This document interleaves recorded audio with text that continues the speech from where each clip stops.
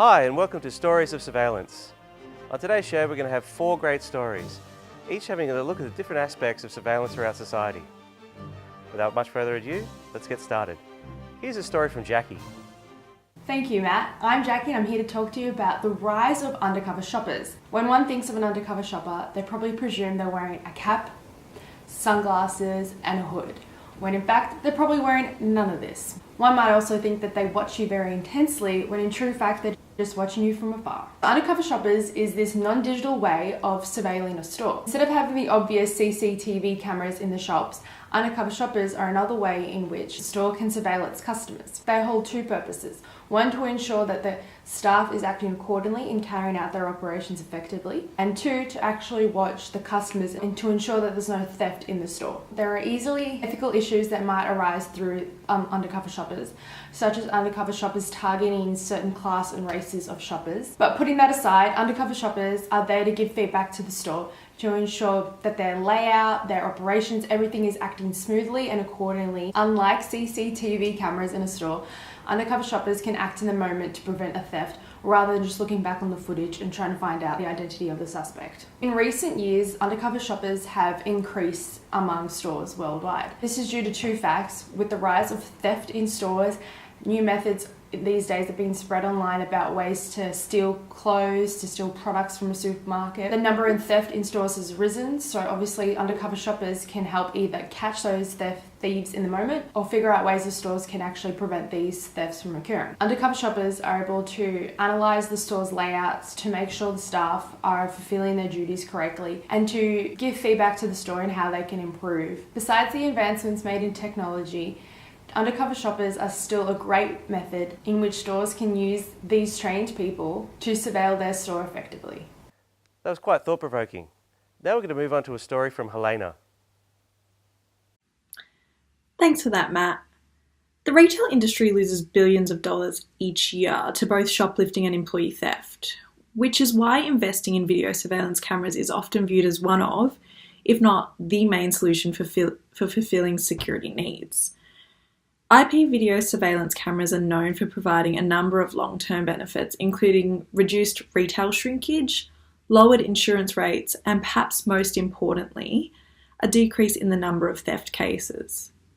Surveillance cameras also work to allow patrons to feel as though they are entering a safer space and, in turn, more inviting store environment.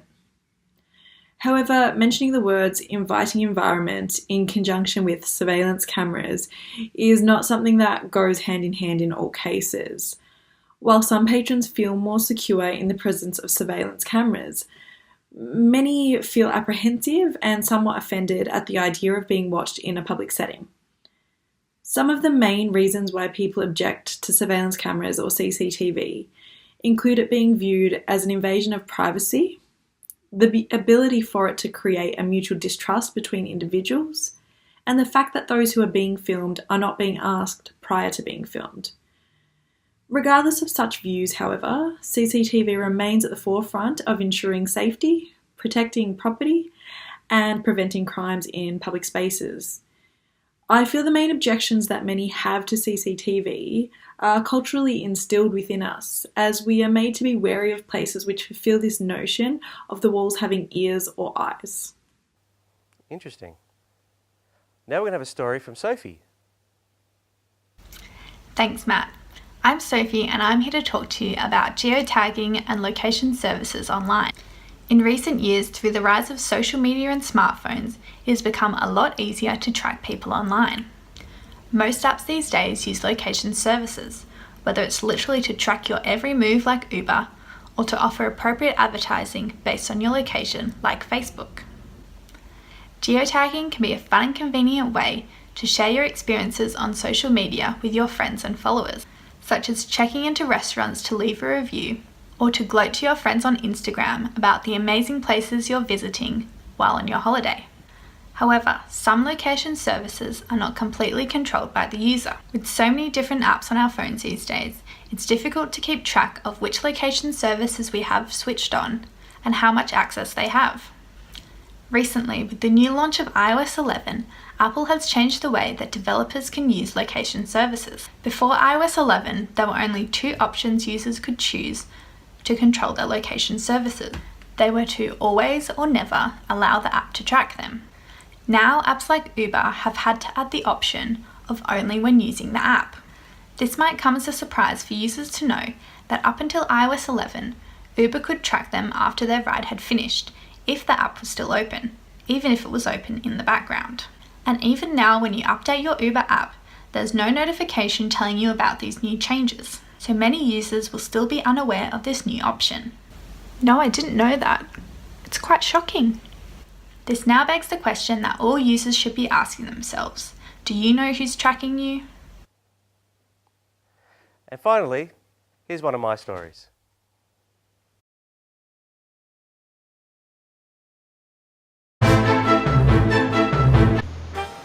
I think I need some new shoes. I'll probably just get some new Cons or something. Chuck Taylors. What a smart chucks.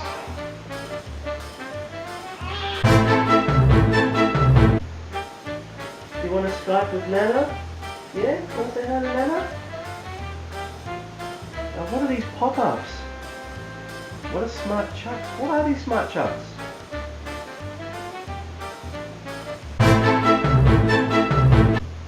I might just get these smart chucks, I'm not quite sure what they are.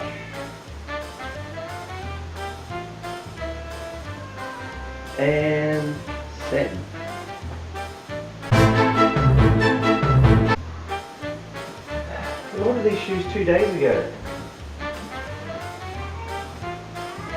No, I don't want any socks to go with them.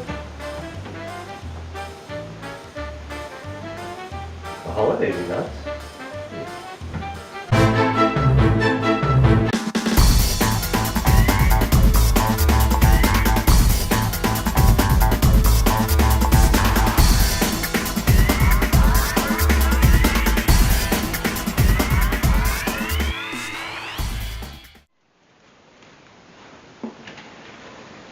Congratulations on your new smart cons.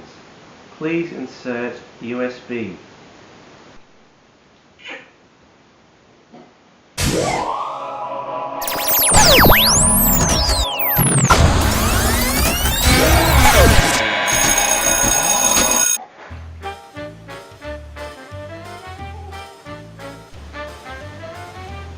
Hey, hon, we just wanted you to Hawaii.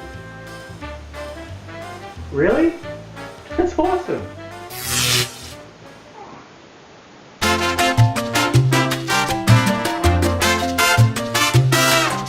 Thank you for watching Stories of Surveillance. And remember, you're being watched.